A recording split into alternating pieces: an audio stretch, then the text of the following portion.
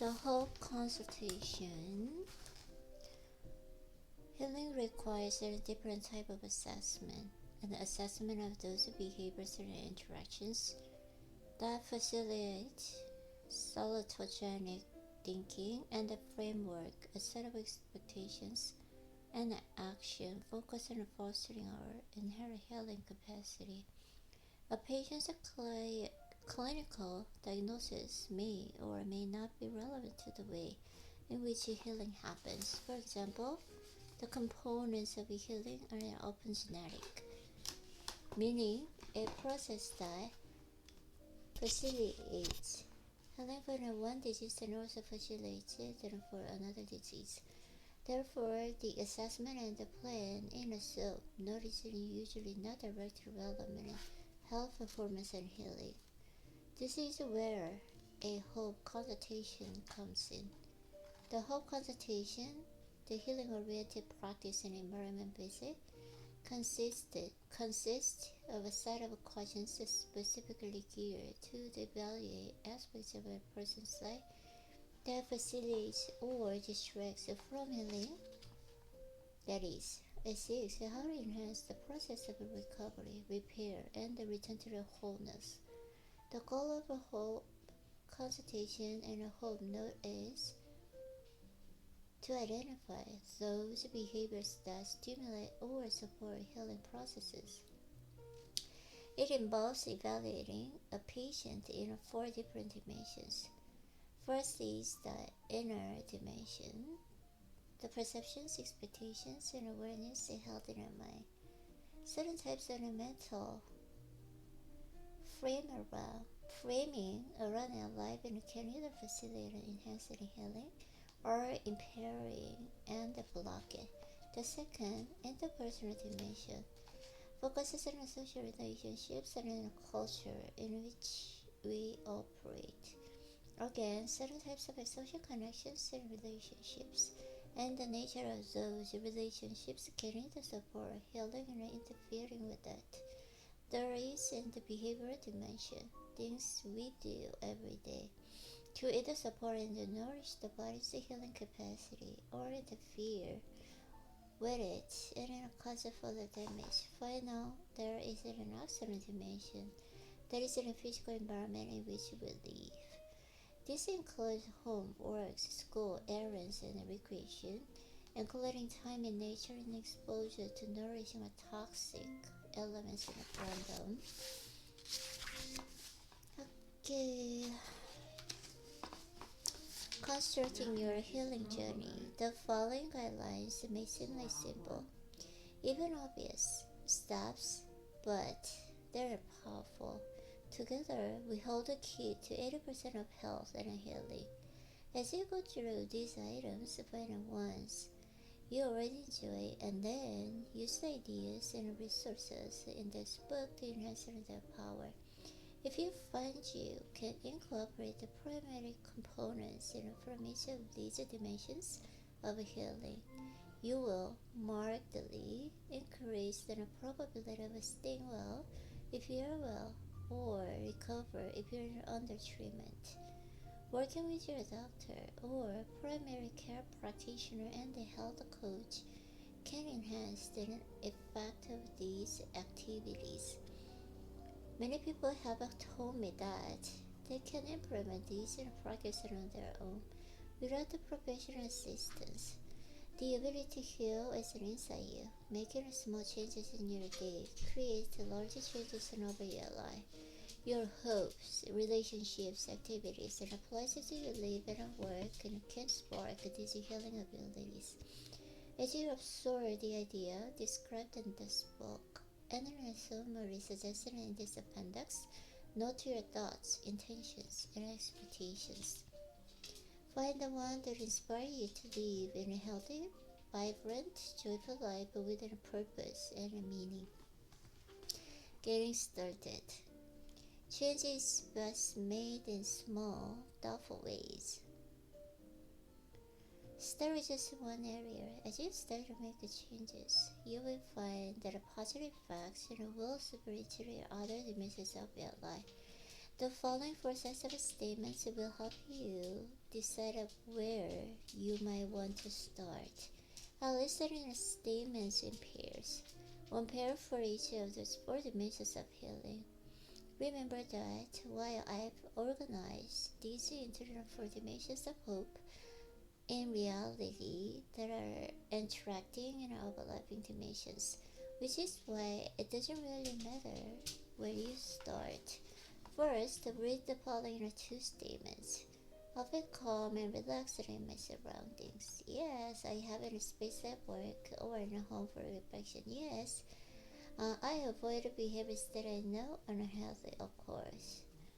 I make the time for things that bring me joy, definitely. My relationship with others leave me energized. Sometimes I feel supported and connected to my family and community. Yes, I am fully aware of my body's subtle signs and how they connect to my health. Definitely. When I think of my life, I feel hopeful and positive. I like my life, absolutely. If you disagree with these statements, you may want to focus on a mind or a spirit connection. Okay, it does not matter where you begin. Perhaps you want to start with the one you need the most. Or maybe you want to ease in and pick the one that is the easiest for you. Whatever you choose to start a technique that may help is in journaling. This practice can help you heal, grow, become more yourself, and thrive in the following ways. Journaling helps bring order to your deepest thoughts and fears.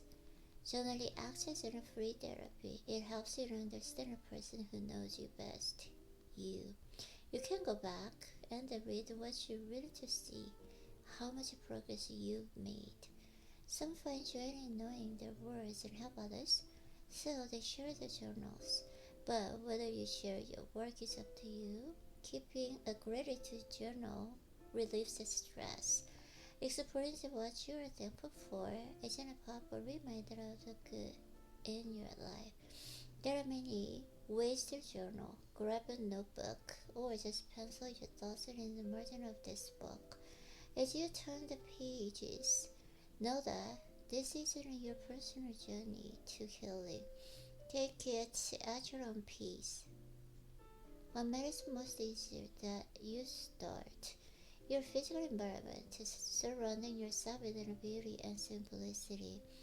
The places you live, work, play, and receive care of factor and ability to find peace, rest, strength, and the healing. Have you ever been somewhere that just makes you feel good? Yes, at peace, yes. These healing spaces minimize stress and add joy. They can bring your family and friends together and allow you to be at your best. Your home. Of all the places in your life, you probably have the most control over your home. Use this space to support your healing journey. When your home does not bring you joy and peace, you may feel uneasy, disjointed, out of control, unsafe, stressed, and disconnected from yourself and nature.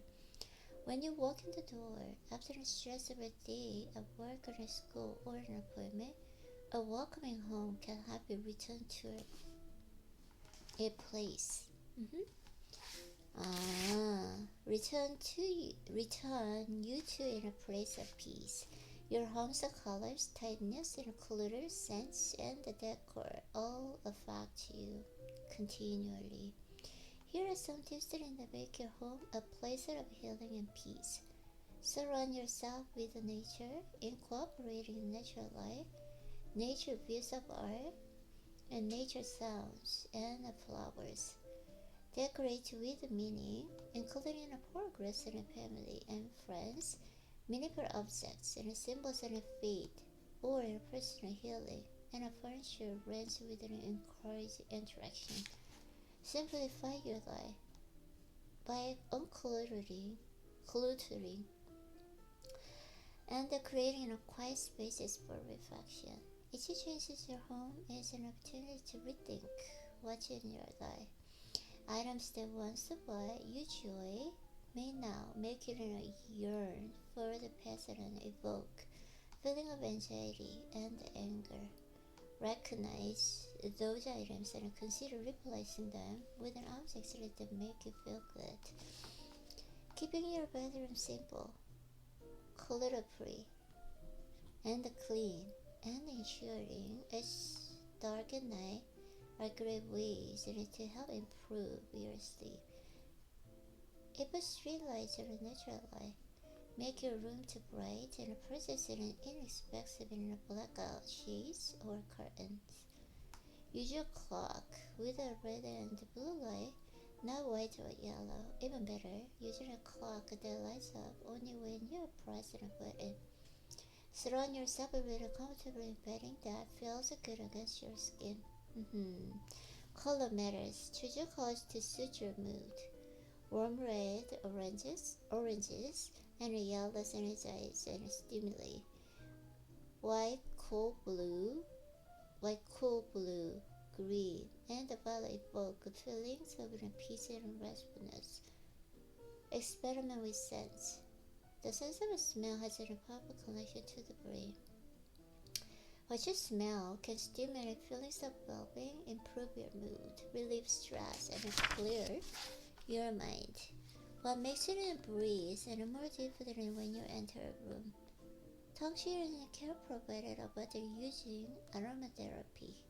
Note if someone is in a home is pregnant, has asthma or chronic lung disease, your doctor may want you to avoid certain essential oils. Muffled sounds. Most people now live in a loud urban environment. Sound can be stressful, noisy pollution, or soothing.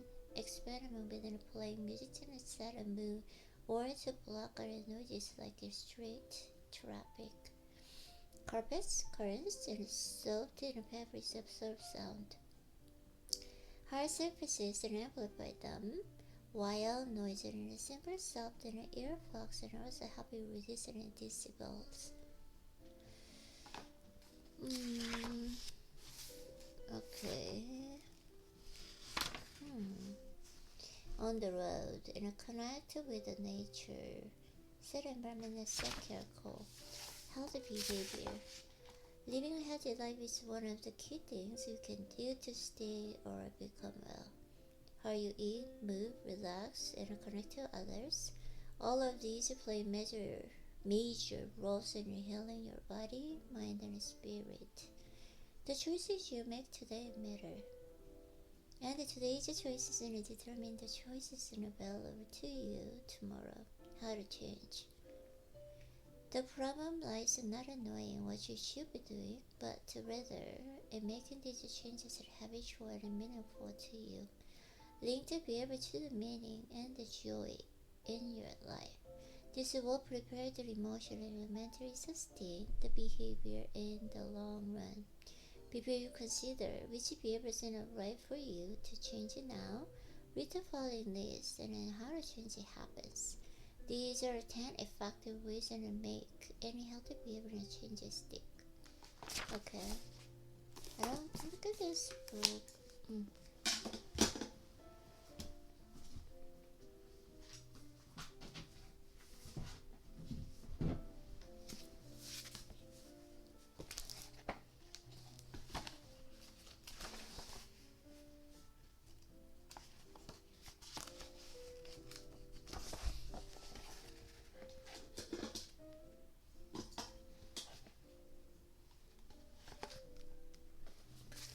Conscientiousness, agreeableness, and an emotionally stable can thoroughly reflect and attest toward reducing unwanted drama in our lives.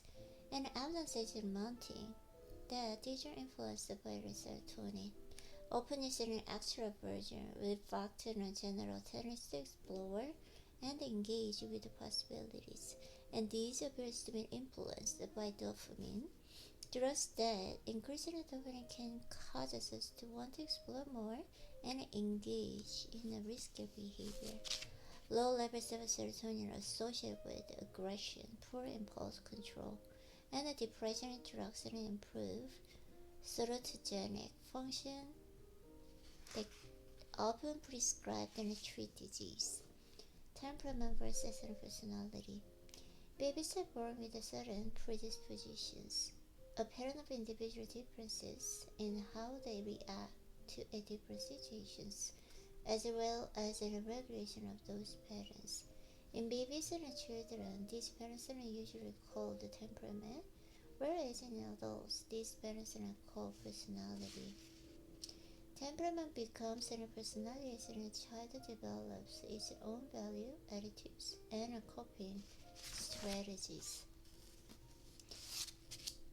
Flexibility, your ability to easily adapt to the changing plans or to your environment, decreasing steadily in every decade after 20. With age, men typically show increasing emotional sensitivity, and the women experiencing decreasing emotional vulnerability. As you might expect and may have expressed in yourself, openness increases in adolescence, but that declines with age. Agreeableness and increasing sustainability. They show increased emotional sustainability and calm as well. Emotional stability, agreeableness, and conscientiousness increase with age. Conscientiousness, openness, and extroversion decreasing during old age, whereas agreeableness and emotional stability increase in sustainability. Older those are more content with what they have, more self-contained and laid back, and less driven toward productivity. Although those are less likely to engage in risk and thrill-seeking behaviors and tend to be more morally responsible and less open to new experience. Aspiring to healthy lifestyle may thus lead to a personality change, an increase in self-control, methodicalness, and conscientiousness.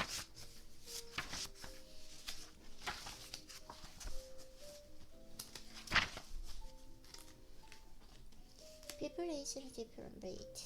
With a lifespan that you will have therefore each try to increase your health span and decrease your disease span. Yeah.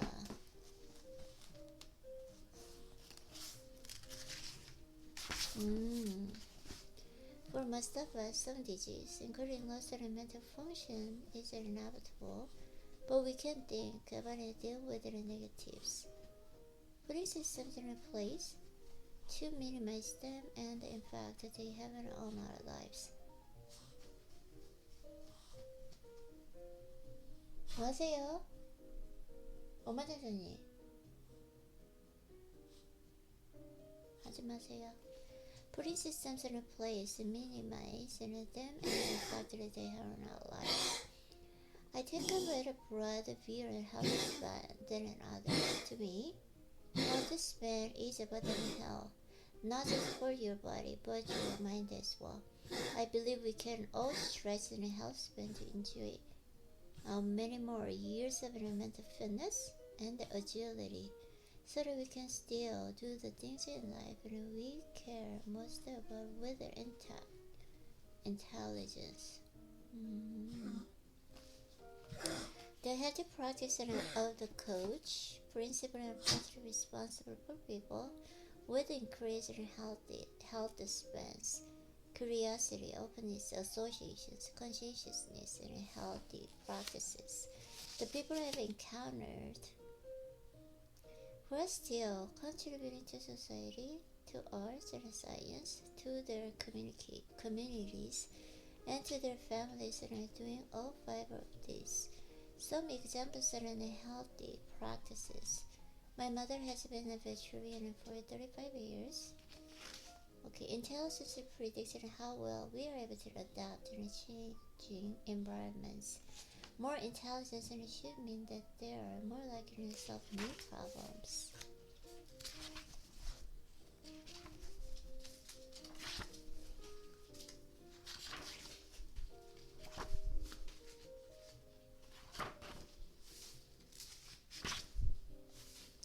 Internal clock. It's 2 a.m. Why am I hungry? a deregulation of your circadian rhythms. The word circadian was coined by scientists in the 1950s from the Latin words circa, approximately, and diem, day, a rhythm that operates in a cycle of around 24 hours.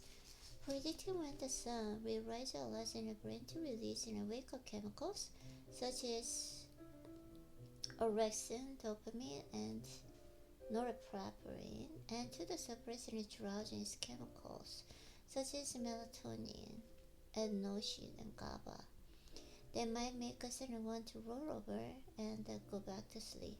The inner clock lets us wake up in the morning, refreshed and ready to go. Biological clocks evolved early in the evolutionary history when most cells were light sensitive.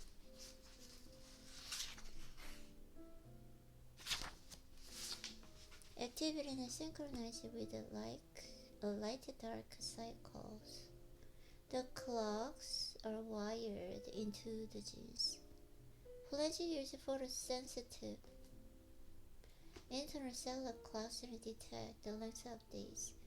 Biological clocks help plants prepare for the sunlight by raising their leaves, tilting them toward the sun, and preparing their internal factories to perform photosynthesis, converting sunlight into the nutrients.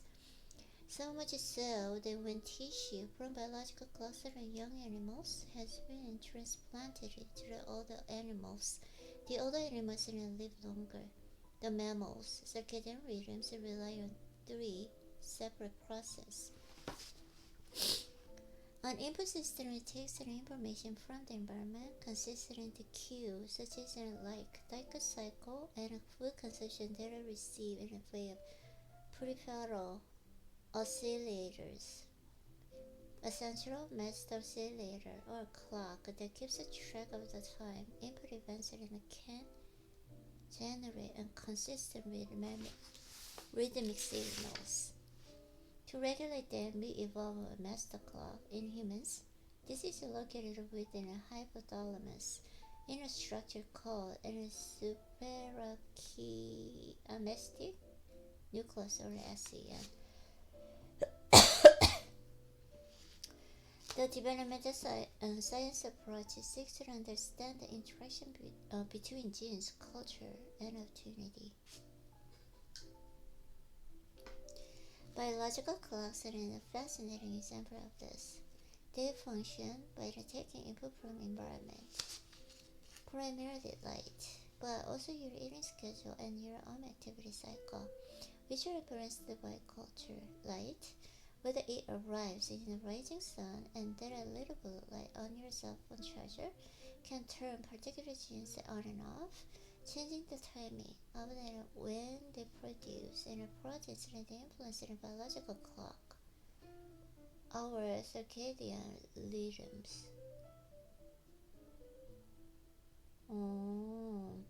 Daylight or lack of it can speed up or slow down the circadian rhythms.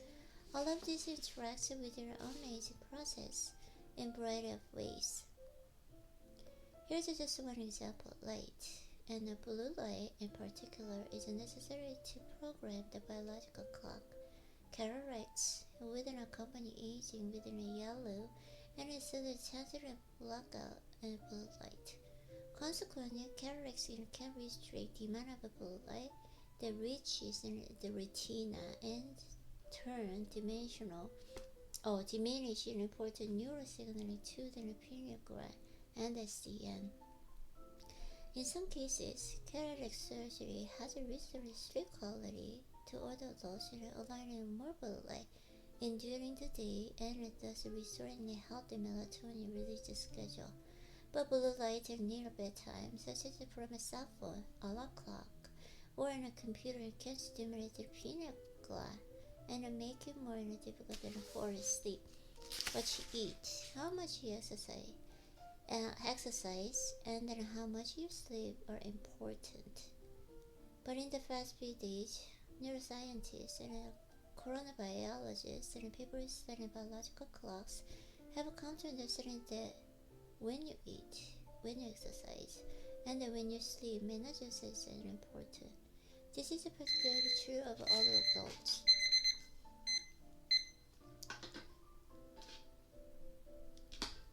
The gastrointestinal tract has an apophyseal circadian clock of its own, and is also home to billions of a microbiota, also called a microbiome. Everyone's microbiome is unique, and the organisms that make it up to their own clocks. Research on the microbiome is still in its infancy, but in early evidence points to the possibility that what and when you eat can influence the microbiome clock. The circadian rhythms of your microbiota, and further, that your microbiome can send information up to the master clock in your SCN to influence its timing. In addition, the SCN can regulate the microbiome through triggering production of the cyclic glucocorticoids, insulin, and other timing and rhythmic altering substances. As you probably know, people differ in terms of the time of the day when they are most fresh and alert. In popular parlance, I'm early bird, my wife is a night owl. We have different chronotypes. Different chronotypes have a genetic basis, but they also interact with the environment and experience. Years of staying up late consistently and their exposure to blue light beyond the sundown can cause a change in the gene expression that shift to new chronotype at the genetic level. But this doesn't always happen. A great many shift and workers live in a conflict with their inherent chronotype, and then this is responsible for accidents, depression, and loss of productivity. Dark solid line, core body temperature starts rising in the nighttime at low approximately 36.5 Celsius, and about 3 hours before awakening reaches 37.2 Celsius by 9 a.m. Keeps rising slowly in a peak of 37.4 Celsius at about 8 p.m. Okay, dashed line, escalated little melatonin, gray solid line, temporal regulation, and a perturbation. Okay. And teenagers experiencing a particular shift in their sleep schedules for reasons we don't fully understand, but are related to the sudden influx in pubertal hormones. Those workers who were early birds versus night owls and give them different shifts so that their work schedule align with their internal clocks. The aging clock. As we age, the signaling to and from the same degrees. Part of this signaling deficit is due to the loss or degradation of the nerve system's myelin sheath, and in part due to the overall age-related depletion of the neurochemicals and the hormones. This is partly why older adults can have the trouble getting to sleep, wake up at 5 in the morning and want to dinner at 4:30 in the afternoon. Lose the master clock. Accounts for changing sleep, waking, and eating cycles. Some evidence indicates that the problem is in fact with the integrity of the neurons in SCN itself, transplanting young tissue into the SCN and hamsters improve the clock synchrony of aging hamsters and increase their lifespan. This suggests that good circadian rhythm may be related to longevity.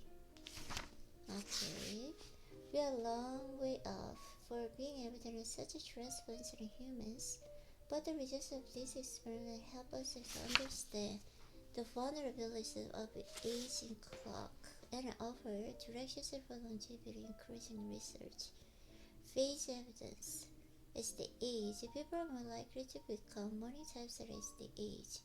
Degradation in vasopressin signaling is responsible for increase in fragmentation of the sleep-wake activity cycle and for disrupting core body temperature rhythms and a more frequent urination, all lead to the porosity quality and quantity, resulting in an increase in daytime drowsiness. The function of the biological clock is disrupted in an even greater degree in dementia.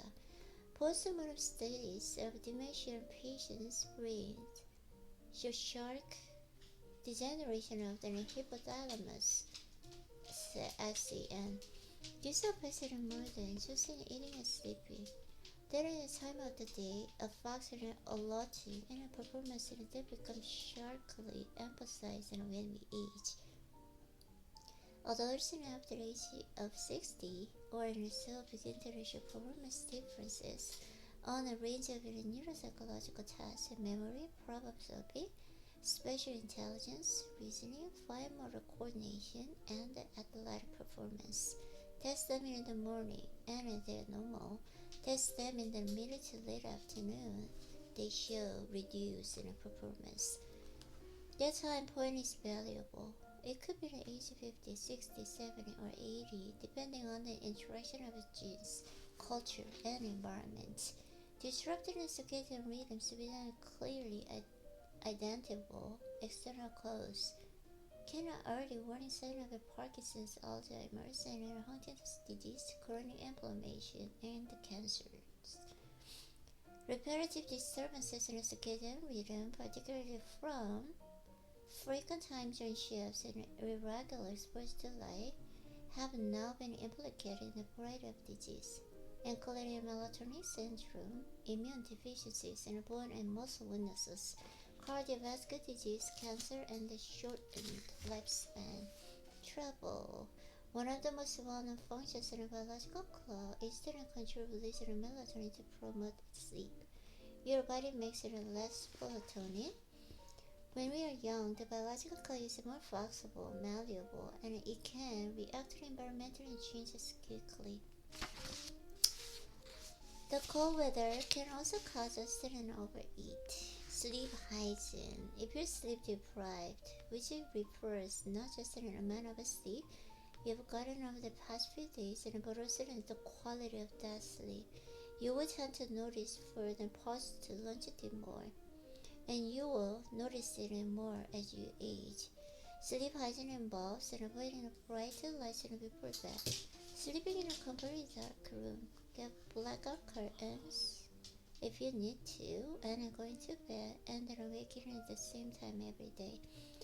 Now that we know about these circadian rhythms, this makes sense. Your biological clock is expecting you to go to sleep at a certain point within the 24-hour cycle. It adjusts your core body temperature, slows your digestion, release melatonin, reprocessing dopamine, and oversees dozens of other regulations. If you go to sleep earlier or later than usual, these cycles are a little out of sync with an effect that you're sleeping. Sleep quality is impaired. Diet is also important too. Eating within 2 hours in the bedtime can decouple and central circadian rhythms from those in the liver, stomach, and intestine. What you eat can also be a factor. Alcohol is known to disrupt sleep cycles and the circadian rhythms, and in high fat diets tend to affect the clock. A practical implication of this is that if you need to stay up late, eat fatty foods like those pictured in virtually every late night TV commercial. Light therapy and melatonin treatments are the most effective means of resetting the circadian clock, especially in the aged. They are also effective in people with Alzheimer's related or mild cognitive impairment. It's possible that these treatments may also prevent or delay the onset of Alzheimer's disease itself. Melatonin treatment, cognitive performance improved, and agitated behaviors was reduced. You may have heard the seasonal affective disorder, which causes mood and concentration disturbances and is triggered by the shorter, greater days of the winter. Melatonin levels tend to rise about 14 hours after waking. If you get 8 hours of sleep every night and then wake up at 6 a.m., that means your melatonin levels will naturally rise around 8 p.m. and you're starting to get sleepy and then go to bed 2 hours after that, around 10 p.m. If it takes about an hour for the melatonin pill to be absorbed into your bloodstream, that means taking 1 over 3 hours at bedtime. The next most effective treatment after light therapy and melatonin is moderate late afternoon or early evening exercise, like going outside for a walk. The combination of all three is the best. Caffeine is one of the most widely consumed and mind-altering substances in the world. For many people, it enhances wakefulness, alertness, and focus, and it can assist establish or changing circadian rhythms, particularly when crossing time zones. Peak performance. At the beginning of the book, I introduced the concept of health span versus disease span. The amount of time you are able to avoid declining health and to live fully productive, self-sufficient life. There is a parallel concept called the productivity span that can apply not just to an arc of your life, but also to the arc of a single day. There are times of the day when you are at your best and other times when you are not. The most obvious explanation for this is that there are individual differences among athletes and differences in the demand of various sports. I've touched on the ways in which the effectiveness of eating, exercise, and sleep in maintaining optimal health and vigor is dependent on our body's natural rhythms. You can see that they are conducted through circadian rhythms. Their decoupling can cause problems, especially in old age when our bodies are less resilient. In the next 3 chapters, I double-click on these 3 key components in our daily lives and reveal more of what we know about optimizing and tweaking them to give us a maximized benefit. Diet. Now my BS detector is kicking in. Writing best-selling books and does not make you an authority. And in fact, tomatoes are good for you, especially when cooked, as is shown in solid peer-reviewed studies.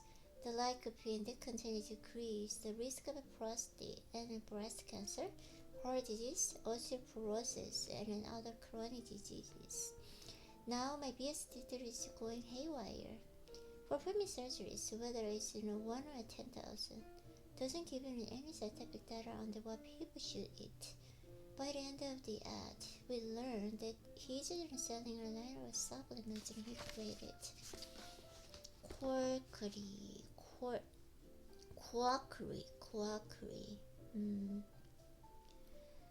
Every 10 years or so, it seems the scientists have a completely different view of what we should and then shouldn't eat promote longevity and health. The meatless diet, the no-fat diet, the no-carbohydrate diet, the all-carb diet, the paleo diet. First, the fat was meat and sugar, then carbs, which are broken down into sugars. You're forgiven for thinking, and scientists don't know what they're talking about. The problem here has to do with economics and lunges and properly applying the scientific method. The scientific problem is that people who eat different foods may have other differences as well that are not keeping track of. Different tendencies to exercise or not, sleep duration, attitudes toward medicine, hydration, different daily stresses endured. Someone has just lost their job, another just their first child, another is heredity, another is professional athlete, and so on and so forth. This goes to the core theme of personal psychology and the individual differences versus the generations in neuroscience allows. What you really want is to be able to take people who are identical in every lifestyle metric and then tell them exactly what to eat, putting that in one variable completely under their experiment's control. Some will get diet A and some diet B. This is difficult to do. The kinds of people who would volunteer for such experiment may not be typical of the rest of the population.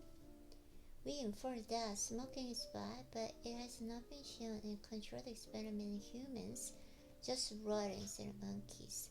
Similarly, we infer that saturated fats and sugars are bad, but we don't have controlled experiments that prove it. So the history of dietary research has been hobbled by the lack of control experiments and by the very real possibility there are individual differences in the ways that people metabolize food and nutrients, their glucose metabolism, the activity of lipoprotein lipase, and the enzyme that promotes fat storage process and fat oxidation, and the genetic factors. What is clear is that there is no data yet to help in clinicians imagine patients and food metabolic genotype to the optimized and beneficial diet. The new field of nutrigenomics and promises field is with this gap. But these gaps and it doesn't mean that we know nothing. The last 15 years of research have moved us closer to the goal of understanding how diet affects health, well-being, and longevity. Our digestive system today are the product of tens of thousands of years of hominid evolution. Our ancestors of the Paleolithic age, about 50,000 years ago, subsisted by gathering plants and fishing, and then hunting and scavenging wild animals. As a result, their diet was primarily meat, fish, fruits, vegetables, roots, eggs, and nuts. This is so-called Paleolithic diet or Paleo diet. This diet is based on the fact that we have not evolved to eat high amounts of sugar, salt, and saturated animal fats that are in the typical American diet. Those are products of technology and the industrial food production that our bodies, our genetics, have not been caught up to. Although terms such as purify, detoxify, and energize may sound impressive, they are generally used in a cover up a lack of scientific proof. There are only a few known toxins, for example, lead, and these treatments do nothing to remove them.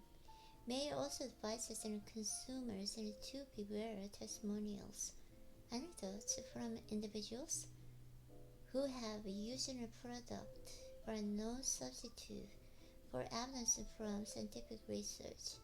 If the products and claims weren't backed up with hard evidence, the purveyor would say so. When using peer-reviewed scientific studies, just remember the plural of anecdote is not data. In other words, an anecdote is simply an observation and story that comes with uncontrolled conditions.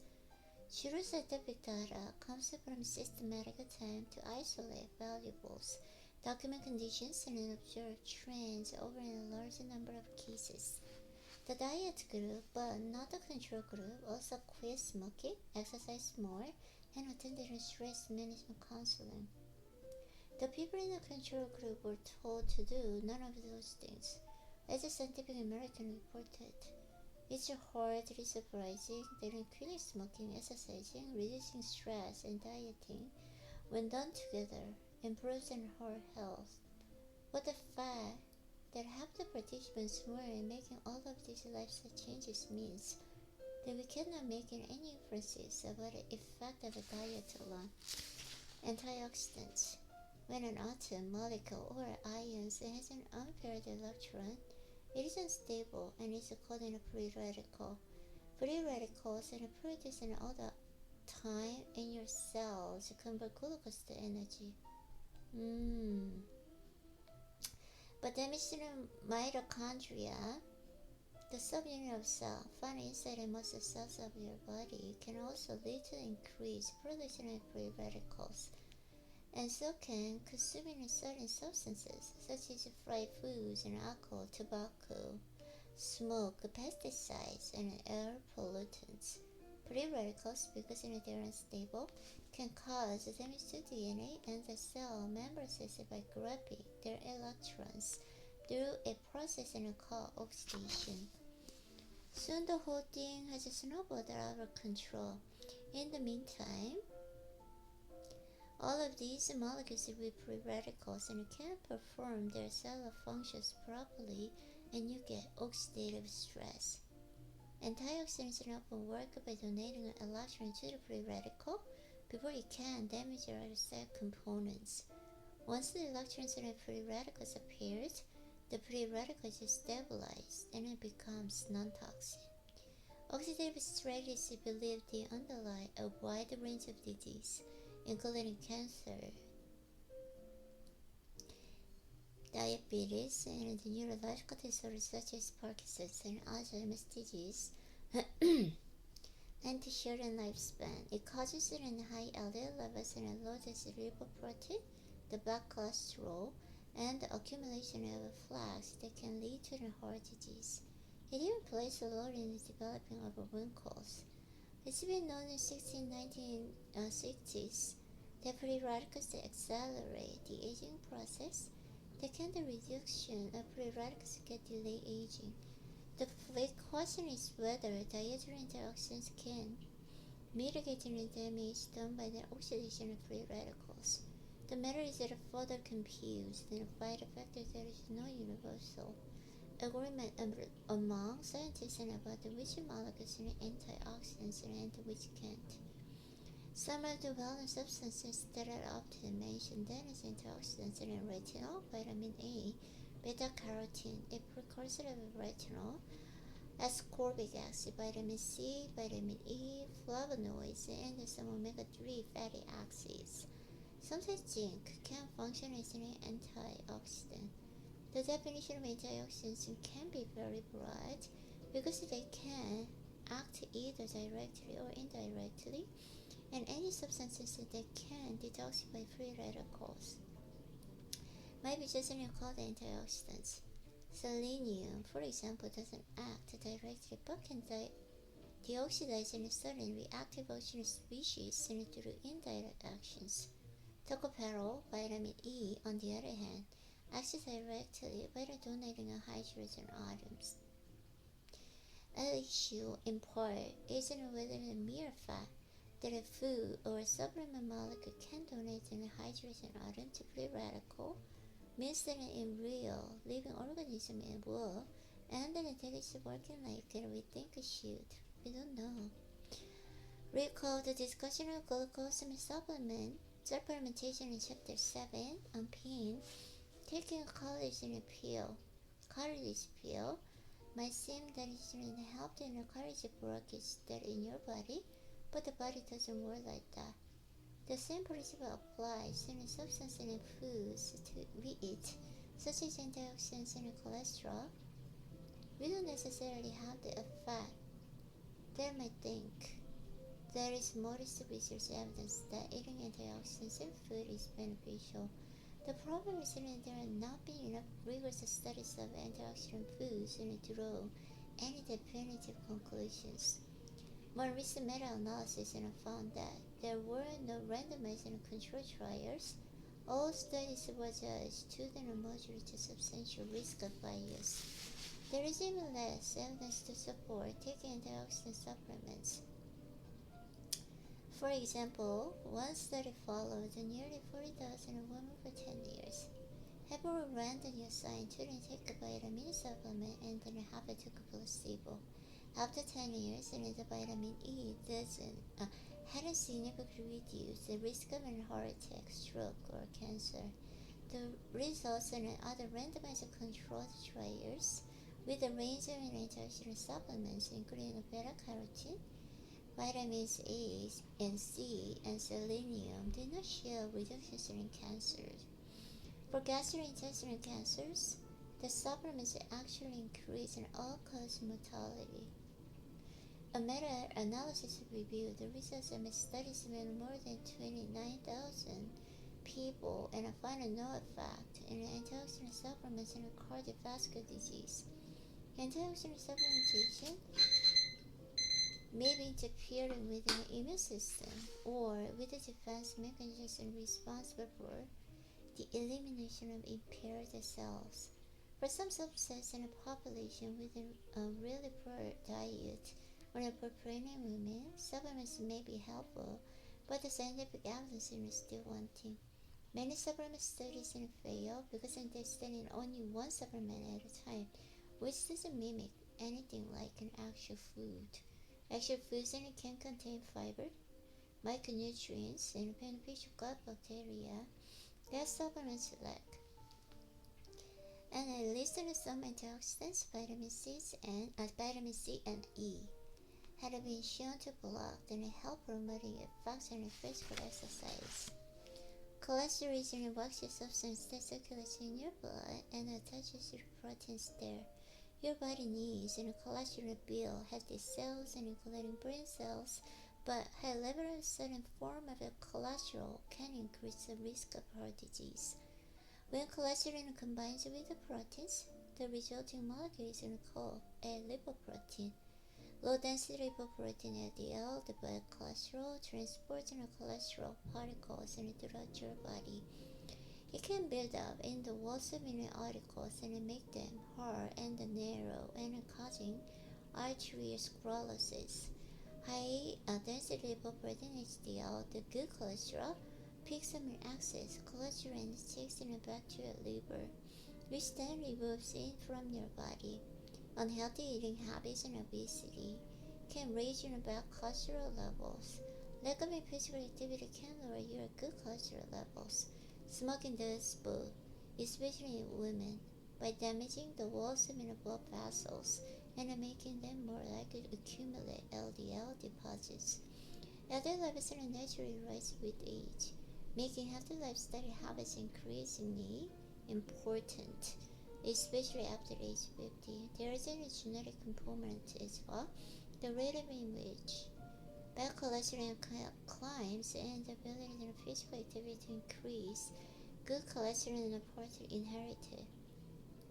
If adopting a healthy lifestyle habits and physical activity and poor diet doesn't optimize cholesterol levels, there are medications that can lower LDL, statins. For extreme cases, there's a producer called an lipoprotein apheresis. They use a filtering machine to remove LDL from the blood. Food labels in the United States and many other countries list the cholesterol content of those foods, but there is no scientific consensus about whether eating cholesterol-rich foods actually alters cholesterol levels in the blood. And the many cholesterol-rich foods are high in the necessary nutrients. You do need fats in your diet.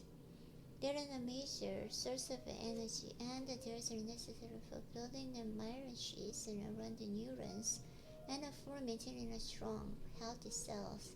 But not all fats are created equal. The main types are saturated fats found in meats, eggs, and whole fat dairy products. Monounsaturated fat found in the olive and canola oil. Polyunsaturated fats found in seeds, nuts, and fish and vegetable oils. And trans fats found in fried foods, microwave popcorn, and some commercially baked goods.